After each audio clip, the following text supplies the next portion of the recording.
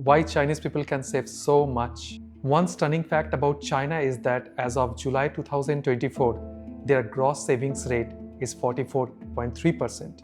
This means that every $100 they earn, they save around $44, whereas India stands around above average, which is 30.9% as of 2024. But unfortunately, in contrast, the gross savings rate of United States is around 3.6% in average till July, which is around 12 times less than China and 9 times less than India. So the question is why China and the other Asian countries are so good at saving money. The first reason is it's actually cultural.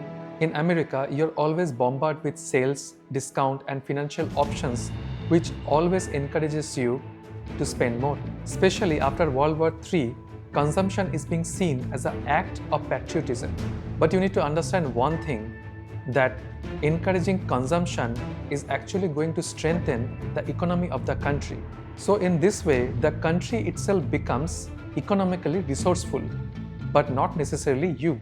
Even in India, with the same introduction of modern westernization, is influencing people to spend more. And that is why this video is a wake-up call for all of us, where I will be discussing the psychological key reasoning of saving money, where we are keeping China as a good example. Chinese people put a lot of emphasis on saving money due to its demographic and cultural reasoning. From a very young age, Chinese kids are being taught that savings money is an act of honor. You will see in movies, or if you have a Chinese friend or family member, that they usually receive money in a beautiful golden and red envelope in their birthday, New Year, or any kind of occasions. And not only that, they're also being encouraged to save it.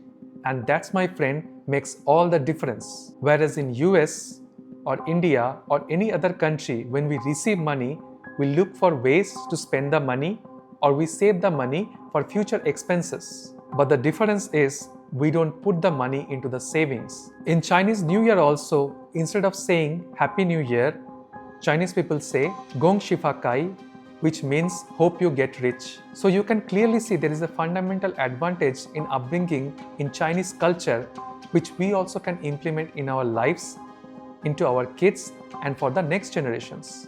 One of the most crucial factors about Chinese people is that they try to avoid at any cost for any kind of financing, and if they have to buy something, they prefer to buy it only with cash. The most beautiful thing here is they don't believe at all in the concept of debt. We can clearly see here that the core value system of Chinese people is very different compared to the whole world. And it becomes very natural for them to save a lot of money because the leakage of money is at its least. Another demographic reason for China's high saving rate is their one-child policy, which is being introduced in 2016, and it plays a very vital role. Families could only have one children, which means their expenses are low and they could save more. Moreover, in the entire population of China, men outgrows women. So basically there is a scarcity of women which men faces while they're planning to get married. And naturally, due to the high level of competition, men tries to appear successful, and those men get advantage who is having higher savings rate. In China, there is no 401ks or IRS like US. Same goes for India, where retirement plan or healthcare plans are only available for government employees. People can absolutely rely on pensions, but due to the high inflation rates, they also know that the pension will not be sufficient for the future living. The inflation rate in US in 2004 is around 3%, and in India it is 5%, which is a huge red flag and a big concern to think about. This kind of uncertainties influence Chinese people to save more for retirement, healthcare, and education. So then what is the big secret for the Chinese people that they can save the highest percentage of their income? The answer is very simple. They're accountable with every single dollar they spend. They track their expenses minutely, and they always know where each of their dollar is going. Some Chinese people use zero balance budgeting, where each and every dollar is being assigned with a certain purpose or category until the total budget balances to zero at the end of the month. For an example, if you're making $1,000 a month, your zero-based budgeting will allocate the money into necessities as rent, groceries, savings, investment, debt repayment, and any other expenses, ensuring your total expenses matches your income. This approach requires meticulous planning and constant monitoring, but it can significantly enhance financial control and efficiency. If you're interested in budgeting, you can go through the above link where I already mentioned A to Z of personal budgeting. Now here, there are 4 main rules which every Chinese people follow, and these rules itself helps them to save a lot of money. If you can also follow these simple and practical rules, I'm 100% sure it will give you the same beneficial results. Most Chinese people avoid luxury items and status symbols.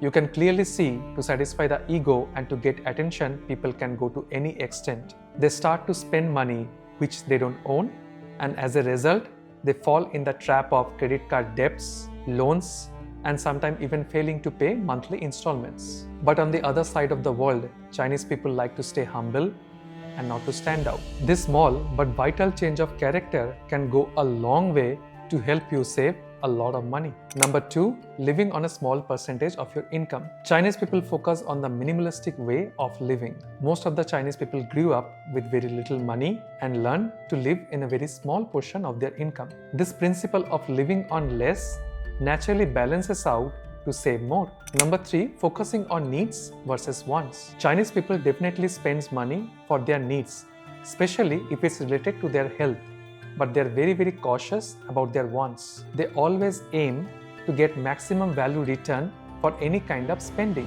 Number 4, eating at home. Eating outside in the long term is very expensive. As you already know, in US and even in India, how aggressive these food delivery apps are.